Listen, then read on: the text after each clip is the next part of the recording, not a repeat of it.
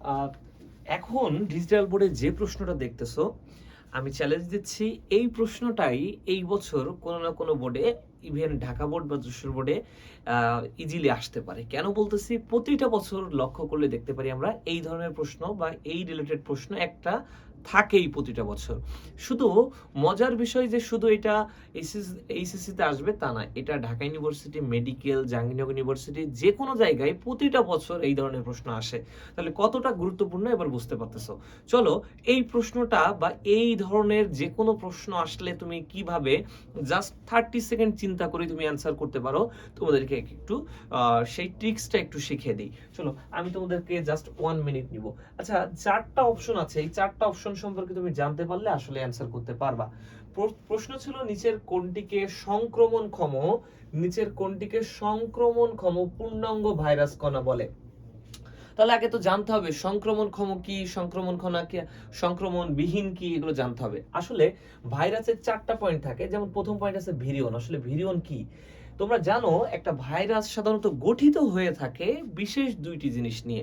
এই 2টা জিনিস ব্যতীত ভাইরাস গঠিত হতে সাধারণত পারে না। একটা হচ্ছে নিউক্লিক অ্যাসিড, আর একটা কি বলতো? প্রোটিন।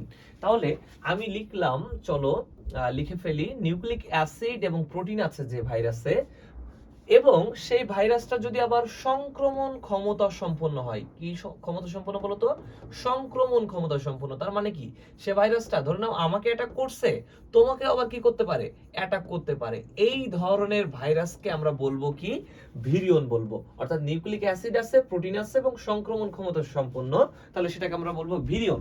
এবার চলে আসো, এরপরে যে জিনিসটি জানতে হবে, নিউক্লিক অ্যাসিড আছে, প্রোটিনও আছে, অর্থাৎ প্রোটিন বলতে প্রোটিনের আবরণ আছে, বাট সেটা সংক্রমণ ক্ষমতা বিহীন। কি বিহীন বলতো? সংক্রমণ ক্ষমতা বিহীন। এই জন্য ডট ডট ডট দিয়ে দিলাম, ওই যে সংক্রমণের নিচে দিয়ে দিলাম। সংক্রমণ ক্ষমতা বিহীন মানে কি? সে আমাকে অ্যাটাক করছে, আমার বডির মধ্যেই সীমাবদ্ধ থাকবে, অন্য কাউকে সে অ্যাটাক করবে না বা করতে পারবে না। এই ধরনের ভাইরাসকে আমরা বলবো নিউক্লিওক্যাপসিড। এদেরকে কি বলবো বলতো? নিউক্লিওক্যাপসিড। এবার আসো, আরো 2টা জিনিস অপশন বাদ আছে। একটা নাম হচ্ছে ভিরিয়েটস। এই ভাইরাসটা কেমন?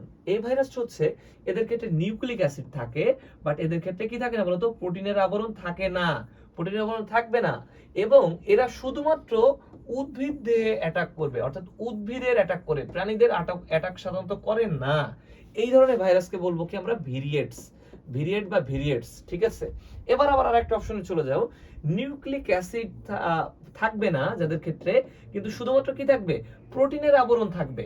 এবং যারা শুধুমাত্র প্রাণীকে আক্রমণ করবে, প্রাণীর দেহে আক্রমণ করবে বা প্রাণীকে আক্রমণ করবে, সেই ধরনের ভাইরাসকে আমরা বলবো কি বলতো? পিরিয়নস।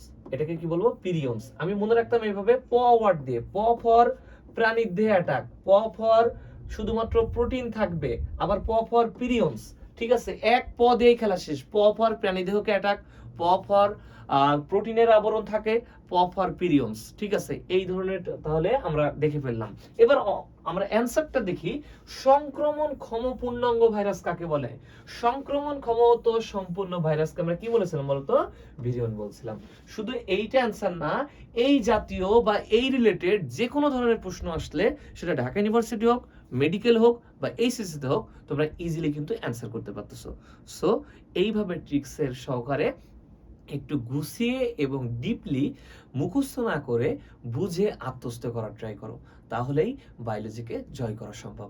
ঠিক আছে, ভালো থাকো, সুস্থ থাকো, আল্লাহ হাফেজ।